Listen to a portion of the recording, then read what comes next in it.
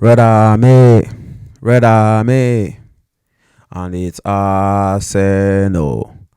Arsenal FC, we are by far the greatest team the world has ever seen. To be very sincere, this is with what I have left in me. I'm just going. I've been drained. This club has drained me. This club has taken a lot. Where do I even start? Where do I begin? Is it the fact that we were sat there? I was sat there in the cold, shivering, watching my team capitulate and give away a 2-goal lead? Or is it the fact that arriving at the stadium, I'm looking at my phone and seeing Liverpool 91st minute, Darwin Nunez, 92nd minute, Darwin Nunez, 2-0? Or is it the fact that I have transferred Justin Kluivert out of my team, my FPL team, taking a -4, and my man goes on to score a hat-trick? Like, today has been, I don't know how to start.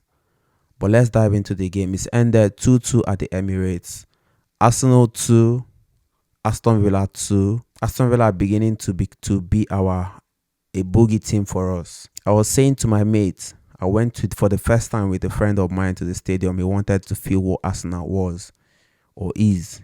And I take him there for the first time, and this is what Arsenal does to me. I said to him, this is a fixture that ended our title run last season.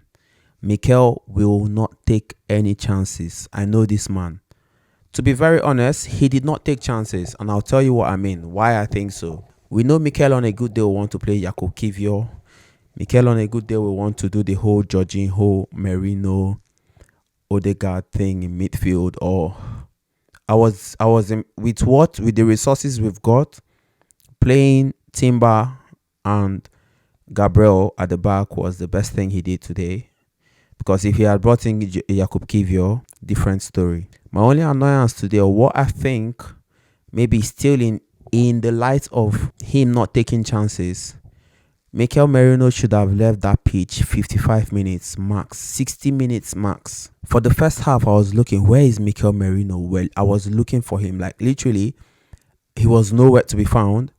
And then when he got to the second half, he was coupled with not being able to be found. My man was now tired. His legs were gone. He wasn't running anymore. I'm telling you now, I was pinned. I was pinned on Mikel Merino. But what does Mikel do? I mean, Mikel Arteta now. I don't think he trusted Jorginho to play this game, because obviously that should have been a substitution to be made. But I know he was thinking, I don't want to take chances. But we still dropped 2 points. So in his head, he's thinking, let's go with what we've got. It could be worse than this. I'm watching an Aston Villa bring on Jean Duran, who is arguably, he's one of, maybe, I'll rate him higher than Kai Havertz in this league in terms of being a striker. I'm watching them bring on Jean Duran. I'm watching them bring on Leon Bailey. And all we could do was bring in Sterling, a team who says they are in the title charge. Bro, it doesn't work like that. At this point in time, you cannot plant cassava and hope to yield maize. Like, that's what we are doing. Like, what you would definitely sow, or what you sow is what you reap. We can't say we are in a title charge, and when you need a goal, you need something to happen for you, you're bringing on Raheem Sterling. This is no disrespect to Raheem Sterling. I was looking at our bench today. I'm seeing bare young boys who don't even understand.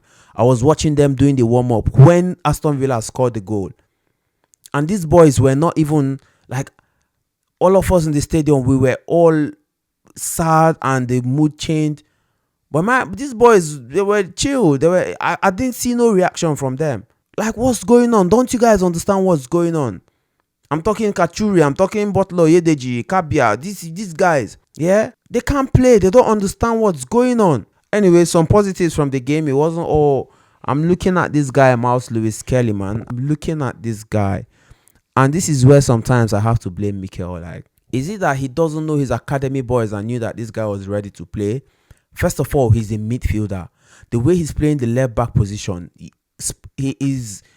You couldn't even tell. Little or no fault. The only thing I'll say is that maybe he likes to go forward a bit as a midfielder, but still he doesn't leave gaps a lot behind. Only top guys have been able to take advantage of him. I'm talking Mo Salah. That's the only game I can remember when Liverpool came to us and we played out a 2-2 draw again. Why are we not going to the market to spend money? I am of the opinion that if it continues like this and we don't sign any players this January, if Mikel finishes top 4 with this team he has, I know there's a lot of injuries we are suffering right now. If nothing changes, look, we probably are not having Bukayo to the end of March or what, beginning of April, whatever it is.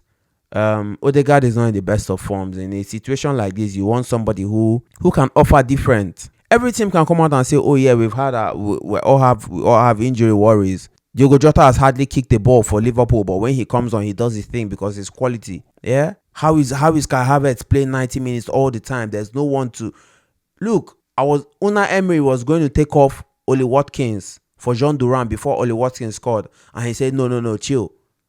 Oli Watkins, go on." This is what managers want. You want to have this kind of headache on your hands. Like, when do I bring in my top players? And we are bringing Raheem Sterling. I'm sorry, but Raheem Sterling's time, he's done. He has had it all. What? 5 Premier League titles, countless FA Cups. He's won the Carling Cups 4 times in a row, whatever it was with City. He's done it all. Forget Raheem Sterling. He can be a part of a team that wants to win a title. Like, he can be a squad player. Maybe we cannot rely on what Raheem Sterling gives us. Now I'm sat there in the cold, shivering, watching my team go down from 2 goals up. We dropped 2.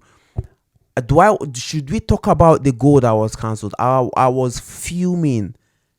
Because I'm seeing it there on the screen. This thing, VR took less than 40 seconds to make a decision. How have you come to the conclusion that that's a handball? Unless the angles I'm seeing are not what they're showing us on the screens. My man, first of all, has his hand to his body. It's not even hit his hand. It's hit his torso, like his abdomen. Am I seeing different? But it is what it is. We've dropped 2 points in this title race. Back to default settings. The 2 points we gained last time around when Liverpool drew, we've given it back to them. Yeah. I think it's back to whatever it was. 7 points with 1 game in hand. Some ridiculous numbers. Like, right now, I don't even care. I don't want to hear the word title race. I don't want to hear I just want to watch Arsenal this season, have fun, see players that are developing, players like Miles Lewis Kelly. I'm just going to see what this guy is what he's going to become. That is what I'm going to focus on. Do we get a striker? We don't get the striker? No problems. We'll take Havertz. We'll see what Havertz does for us. When does Bukayo come back? I want to see how strong, how better he comes back. I can't wait to see Bukayo back on the pitch. Just look at the positives now. Like, I don't want to wallow in this whole, oh, I know our fans, we always throw tantrums. We always know how this feels like the world is coming to an end. But just a couple of days ago, we were saying Tottenham is shit. Like, forgive me. Man, I don't know. I can't even blame Mikel. The injuries are ridiculous. I think he lined up his best team, but just the team we came up against, on paper, they are a better side than us. They are. Let's face it. Leon Bailey is on the bench. Morgan Rogers is playing like Lewis Kelly is keeping Morgan Rogers at bay. But fair play to Unai Emery and his boys. They've come back with 1 point. I think they'll be satisfied with that. Next time out, I think Dynamo Zagreb in the Champions League on Wednesday. Yeah, man, it's another long one. With this squad we have, I am not even confident. I really do not know where we are at this point in time. But Mikel, I trust Mikel. I don't trust I don't know if this process thing, I don't want to hear it, but I just believe, like, come on, man, you help me do these things. Just like, comment, subscribe, share. I beg you, get me to 1,000 subscribers on this thing, man. I appreciate you guys for your love and support, and I'm out of here, man. Peace.